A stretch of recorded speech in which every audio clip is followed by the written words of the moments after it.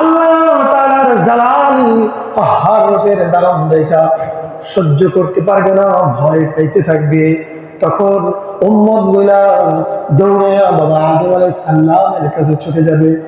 বাবা আদম আলাইহিস সালামকে বলবে, এ বাবা আদম, আপনি আল্লাহ তাআলার কাছে একটু সুপারিশ করেন, আল্লাহ তাআলা যেন বিচার শুরু করে দেয়। বাবা আদম আলাইহিস সালাম বলবে, আমি পারবো না, কারণ হলো আল্লাহ আমাকে গন্ধম ফলের নিকট যাইতে নিষেধ করেছিল, আমি মানতে পারি নাই। ওই যে যাইতে নিষেধ করেছে আমি চলে গেছিলাম, আমি শর্মিন্দা, আমি লজ্জিত। আল্লাহ তাআলার সামনে দাঁড়ানোর মতো ক্ষমতা আমার নাই। এইভাবে দেখা গেছে নূহ আলাইহিস সালামের কাছে উম্মত দৌড়াবে, এইভাবে ঈসা মুসা পর্যন্ত দৌড়াবে। সকলে বলবে আমাদের যাওয়ার মতো যোগ্যতা নাই। এমন কঠিন পরিস্থিতির সম্মুখে আর কেন তোমার নবী, আমার নবী, মায়ার নবী রাহমাতাল লিল আলামিনের কাছে যায়া উম্মত গুলা বলবে, ইয়া রাসূলুল্লাহ, আপনি আল্লাহ তাআলার কাছে একটু সুপারিশ করেন, আল্লাহ তাআলাকে বলেন যেন বিচার শুরু করে। আমার আপনার মায়ার নবী, দয়ার নবী রাহমাতাল লিল আলামিন বলেন, ওই দিন কঠিন মুসিবতের সময় যখন মা সন্তানকে চিনবে না, সন্তান দৌড়ায় আমার কাছে যাবে, মা বলবে দুনিয়াতে আমার বিয়ে হয়, আমি তো বিয়ে বসি নাই, বাবা বলবে আমি বিয়ে করি নাই। বন্ধু বন্ধু থেকে দূরে চলে যাবে, আপন রক্তের ভাই রক্তের সম্পর্ক ভাই ভাইকে চিনবে না। ওই কঠিন মুসিবতে কেউ কাউকে চিনবে না। এমন পরিস্থিতির সম্মুখে মায়ার নবী, দয়ার নবী রাহমাতাল লিল আলামিন ময়দানে মাহশরে সিজদায় গত অবস্থায় আল্লাহ তাআলার কুদরতি পায়ে সিজদায় পড়ে আল্লাহ তাআলার পয়গম্বর প্রশংসা শুরু করতে থাকবে। আমার আপনার নবী বলেন, ওই দিনকে আমি এমন প্রশংসা করব, এমন প্রশংসা করতে থাকবো, যেই প্রশংসা গোটা দুনিয়াতে যত আম্বিয়া কেরাম আল্লাহ পাঠাইছেন সকলের প্রশংসা চাইতেও আমি নবী জীবিত জীবদ্দশায় যত প্রশংসা আমি মালিকের করেছিলাম, এর চাইতেও প্রশংসা আমার সকলের প্রশংসার ঊর্ধ্বে উঠে যাবে। আল্লাহ তাআলার জালালিয়াত আর কাহ্হার রূপ ধারণটা নম্র হয়ে যাবে। আল্লাহ তাআলা আমার দিকে মায়ের নজরে তাকাইয়া আল্লাহ তাআলা আমাকে বলবে, বন্ধু হে, মাথা উঠান, মাথা উঠান, আপনি বহু কষ্ট করেছেন, বহু প্রশংসা আমার করেছেন। আল্লাহর পয়গম্বরকে আল্লাহ তাআলা মাথা উঠানোর জন্য আদেশ করবে, আল্লাহর পয়গম্বর মাথা উঠাবে। আল্লাহ তাআলার পয়গম্বরকে আল্লাহ তাআলা বলবে, বন্ধু হে, কথা দিলাম আজকে আপনি যার ব্যাপারে সুপারিশ করবেন, যার ব্যাপারে সুপারিশ করবেন, যাকে আপনি মুক্তি দেওয়ার ফায়সালা করবেন, যার ব্যাপারে যেইভাবে সুপারিশ করবেন, আমি আল্লাহ কথা দিলাম বন্ধু, আমি আল্লাহ আপনার প্রত্যেকটা সুপারিশ কবুল করব। আরজুন বলেন সুবহানাল্লাহ। সমস্ত নবীরা থরথর করে কাঁপতে থাকবে। এমন কঠিন মুসিবতের সময় বাবা আদম আলাইহিস সালাম মিজানের পাল্লার নিকট দাঁড়ায় থাকবে। বাবা আদম তাকায় তাকায় দেখবে মানুষের নেকের পাল্লা নিকট বধি অর্জন করা হবে। মিজানের পাল্লার নিকট বাবা আদম যখন দাঁড়াবে, বাবা আদম আলাইহিস সালাম তাকায় দেখবে মানুষের হিসাব নিকাশ নেকি বধি ওজন করে দেরা, কাউকে আল্লাহ তাআলা জান্নাত ঘোষণা করতেছে, কাউকে আল্লাহ তাআলা জাহান্নাম ঘোষণা করতেছে। এমন তো অবস্থা হঠাৎ করে বাবা আদম, আমার আপনার নবী, মায়ের নবী, দয়ার নবী রাহমাতাল লিল আলামিনকে ডাক দিবে, ইয়া মুহাম্মদ, এদিকে তাকাও। ওই যে দেখো তোমার গুনাহগার উম্মতকে নিয়ে জাহান্নামের ফেরেশতা জাহান্নামের দিকে চলে যাও। মায়ার নবী বাড়ি রাহমাতাল লিল আলামিন বাবার ডাক শুনিয়া বাবা ইয়া মুহাম্মদ ওই যে তোমার গুনাহগার উম্মতকে নিয়ে জাহান্নামে চলে যাও। সঙ্গে সঙ্গে আমার আপনার নবী মায়ার নবী বাড়ি রাহমাতাল লিল আলামিন চেহারা ঘুরায় তাকায় দেখবেন একদম ফেরেশতা আমার গুনাহগার উম্মতকে নিয়ে জাহান্নামে দিকে চলে যেতেছে।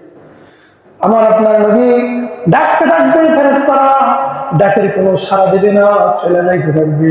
দেখবে যে চলে যায় সারছে, আমার আপনার নবীর মাজারের ভিতরে একটা রুমাল বান্দা ফেলাবে, বান্দা আসমানের দিকে তাকাইয়া আমার আপনার দয়ার নবী দাড়িতে হাত রাখিয়া আসমানের দিকে তাকাইয়া বলবে আল্লাহ ও আমার মালিক, আপনি তো বলেছেন আমাকে আপনি নারাজ করবেন না, আপনি আমার কথা শুনবেন, আপনাকে যা বলবো আপনি তাই মানবেন। ও আল্লাহ ওই যে তোমার ফেরেশতা দেখো আমি নবী ডাকার পরও তা থামে না, আমার গুনাহগার উম্মতকে নিয়ে জাহান্নামের দিকে চলে যাইতেছে। মায়া নবী দয়া নবী বলবে আল্লাহ ওই যে ফেরেশতা চলে যায় আমার গুনাহগার উম্মত নিয়ে, একটু আপনি বলেন তাদেরকে থামার জন্য। মায়া নবী কথা বলার সাথে সাথে আল্লাহ তাআলা আসমান থেকে বলবে ফেরেশতা থামো থামো, ওই যে দেখো পিছনে কে ডাকে, আমার বন্ধু তোমাদেরকে ডাকতেছে, কেন তোমরা সামনে অগ্রসর হও। মায়া নবী একটা দৌড় দিয়ে ফেরেশতার নিকটে চলে যাবে। চলে যাওয়ার পর এবার রাহমাতাল লিল আলামিন নবী জিজ্ঞেস করবেন ফেরেশতা কিসের জন্য ওকে জাহান্নামে নিয়ে যাইতেছে একটু বলো। আমার আপনার নবী যখন জিজ্ঞেস করবেন ফেরেশতা বলবে নবী এর নেকবদি আর আমলগুলা পাল্লায় মাপা হয়েছে, গুনাহের পাল্লাটা ওজনদারি হয়ে গেছে, নেকের পাল্লাটা হালকা হয়ে গেছে, এই জন্য তাকে আমরা জাহান্নামে নিয়ে যেতেছি। আমার আপনার দয়ার নবী মায়ার নবী রাহমাতাল লিল আলামিন বলে ফেরেশতা যদি কিছু মনে না করো তোমাদেরকে একটা কথা বলি, এটা বলেন আমার এই গুনাহগার উম্মতের নেকিটা আরেকবার মিজানের পাল্লায় ওজন করবা, আরেকবার ওজন করবা, আমি নবী একটু দেখবো। মায়ের নবীর কথা শুনে ফেরেশতারা আবার তোমরা মিজানের পাল্লার নিকট নিয়ে আসবে।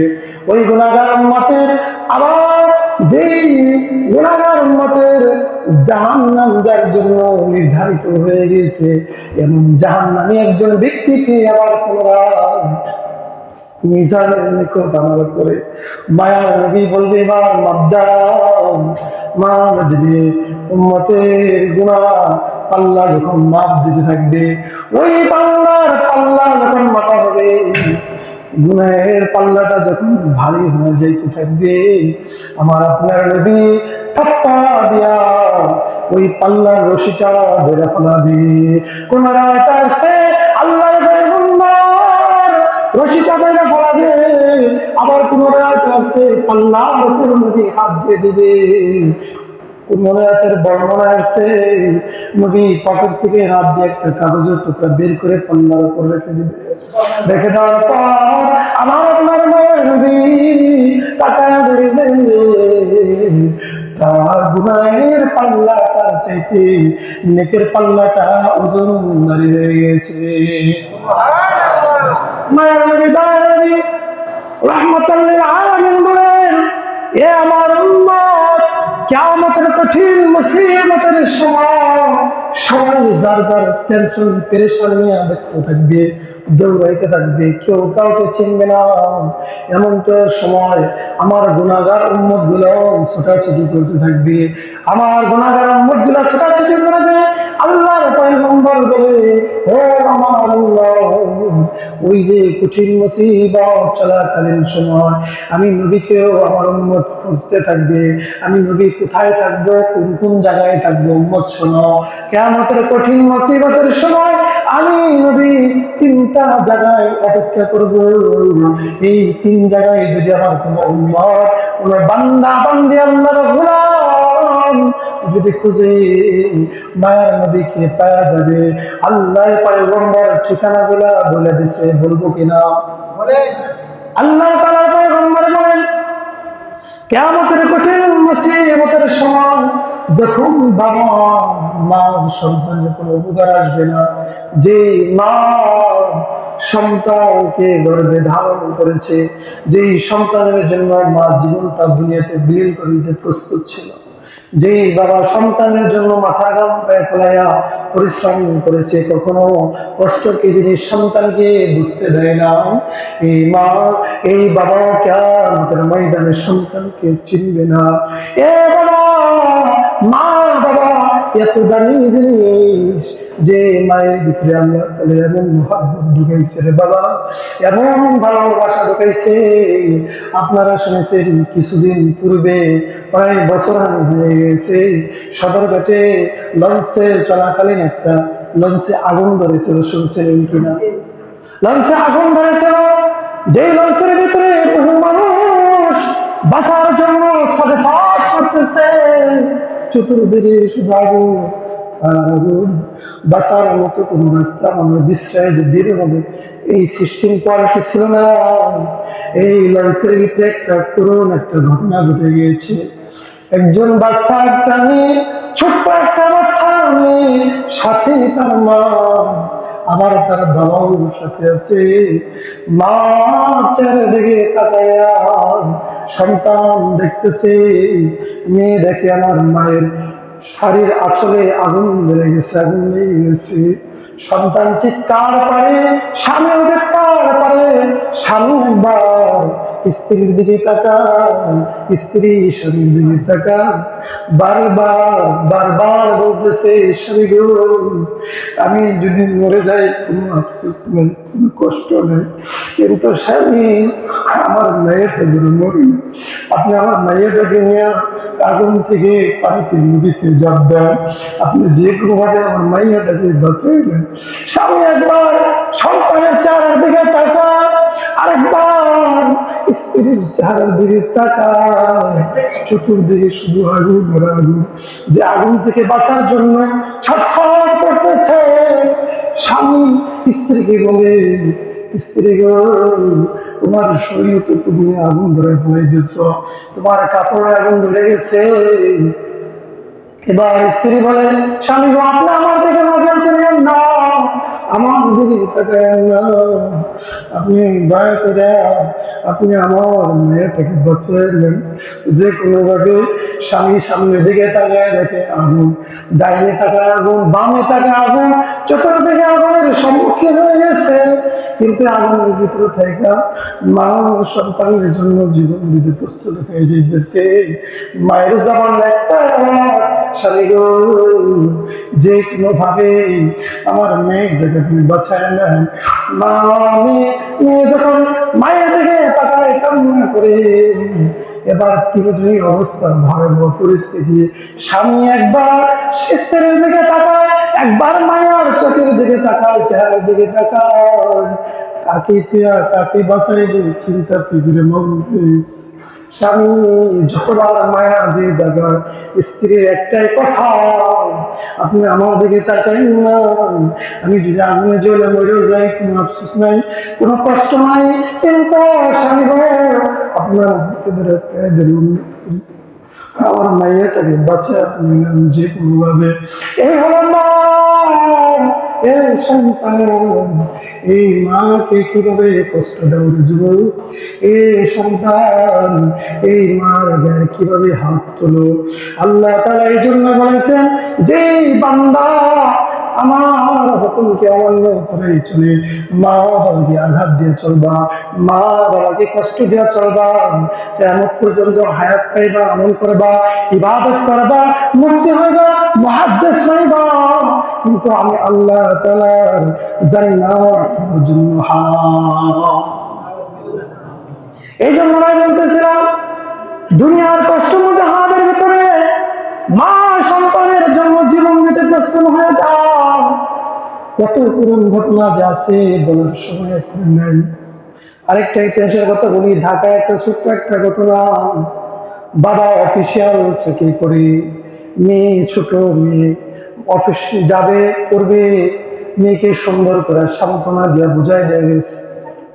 প্রতিদিনের মতো সন্তান মেয়েটাকে আদর কইরা মেয়েকে বলে গেছে, মা অপেক্ষায় থাকবা, আমি আমার অফিস শেষ করে আবার পুনরায় বাড়িতে ফিরে আসবো। যখন এইভাবে পুরো দিনটা শেষ হয়ে যায়, অফিসের ছুটির টাইম হয়ে যায়, এমন তো অবস্থায় মা মেয়ে দুজনে অপেক্ষায় তাকা রয়েছে। প্রতিদিন তো এই টাইমে আসে, আজকে কেন আসতেছে না? 1 ঘন্টা অধিক সময় চলে যায়, কিন্তু আসে না, আসে না। মাও টেনশনে, মেয়েও টেনশনে যে আমার বাবা কেন আসে না। স্ত্রী বলতেছে, আমার স্বামী তো আমার প্রতিদিনই চলে আসে টাইম মতো, আজকে কেন আসে না? কিন্তু কি যে করুণ ঘটনা ঘটছে এটা তো কেউ জানে না। স্ত্রী তাকায় দিচ্ছে স্বামীর আশা, মেয়ে তাকায় দিচ্ছে তারা বাবার আশা। ছোট্ট 7 থেকে 8 বছরের মেয়ে, এই মেয়ে বারবার আমাকে প্রশ্ন করতেছে, মা আমার বাবা কেন এখন ধরে আসে না? কিছুক্ষণ পর, ঘন্টা 2 পরে ওই বাবার ফোন থেকে মায়ের মোবাইলে ফোন আসছে। ফোন রিসিভ করছে মেয়ে, মেয়ে রিসিভ করে যখন কান নিছে, শুধু কান্নার আওয়াজ, কান্নার আওয়াজ আর আওয়াজ আসতেছে, মেয়ে অমুকরে বাঁচাও, অমুকরে হাসপাতালে নিয়ে দৌড়াও। মেয়ে কিছুই বুঝতে পারে না, মেয়ে না বুঝতে পারে মার কাছে ফোনটা দিয়ে দিচ্ছে। দিয়ে দেওয়ার পরে বলতেছে, মা কি বলতেছে আমি বুঝি না, ধরেন ফোনটা ধরে। মায়ের কাছে যখন ফোনটা নিছে, শুধু কান্নার আওয়াজ, কান্নার আওয়াজ। যেই ফ্যাক্টরিতে কাজ করে বাবা, ওই ফ্যাক্টরিতে আগুন ধরে অগণিত মানুষের মৃত্যুর সাথে পাঞ্জা লড়তেছে। ওই যে ফোন দিছে স্বামীর মোবাইল থেকে, বলতেছে এই ফোনটা কার? বলতেছে এটা তো আমার স্বামীর ফোন। আপনার স্বামীকে আমি আসলে চিনি না, এইটা যার ফোন সে লাশ অবস্থায় মৃত্যুর সাথে পাঞ্জা লড়তেছে, তার বডিটা এখানে পড়ে আছে। যদি আপনি আপন কোন মানুষ হয়ে থাকেন, সে তাকে নিয়ে যান। মায়ের চোখ দিয়ে কান্নার পানি বেরিয়ে আসছে। এবার মায়ের চেহারার দিকে তাকায় বলে, আমি আমার মেয়েকে কি জবাব দিব, কি দিয়ে সান্ত্বনা দিব? মা ফোনটা ফলাইয়া পাগলের মতো ছুটছে। ফ্যাক্টরিতে যায় দেখে শুধু মানুষ দৌড়াদৌড়ি, আগুন নিভানোর জন্য কেউ দৌড়ায়, কেউ কারো সন্তান, কেউ কারো স্বামী, কেউ কারো ছেলে নিয়ে দৌড়াইতেছে। এবার মেয়ে বারবার প্রশ্ন করে, মা আমার বাবা কোথায়, আমার বাবাটা কোথায় বলো?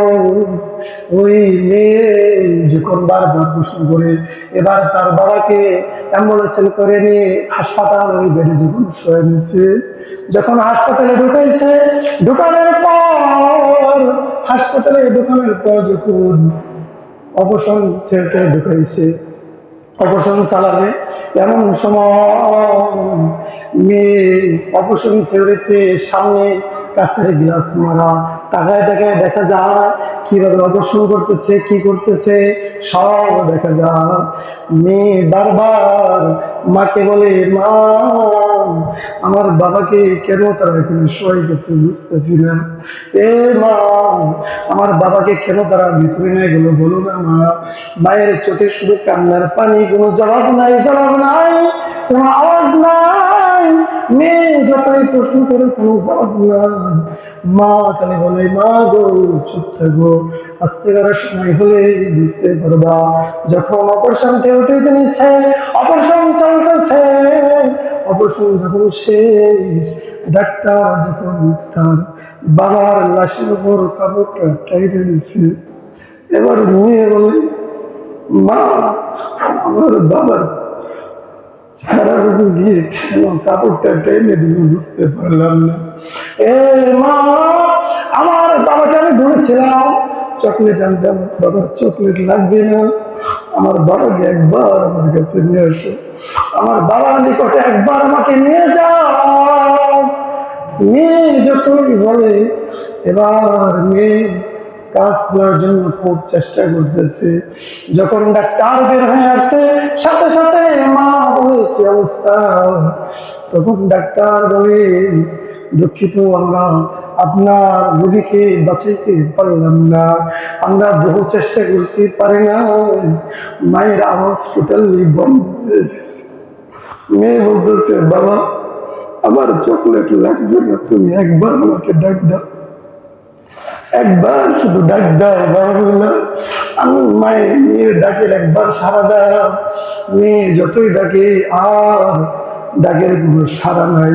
মেয়ে বারবার বলতেছে, আল্লাহ আমার বাবাকে আপনি ফিরিয়ে দেন, আপনি আমার বাবাকে ফিরিয়ে দেন। কি অপরাধ করেছিলাম আমার বাবাকে নিয়ে গেলেন? মা কান্দে, মেয়েও কান্দে, লাশ যারা যারা চিৎকার করতেছে, কোনো জবাব নাই। এ বাবা, এ বন্ধু, এই মা বাবা যারা আঘাত দাও, কষ্ট দাও, কিভাবে দাও আমার বুঝে আসে না। এই মা বাবা, যেই মা বাবা তোমার দুনিয়াতে তোমাকে বাঁচানোর জন্য কত কষ্ট মুজাহাদা করেছে, আল্লাহ তাআলার পয়গম্বর বলে এই মা বাবা তোমাকে ভুলে যাবে, তোমাকে চিনবে না। কিয়ামতের ময়দানে মা বলবে, আমি দুনিয়াতে বিয়েই বসি নাই। বাবা বলবে, আমি তো বিয়ে করি নাই, তুমি আমার সন্তান হইলে কিভাবে?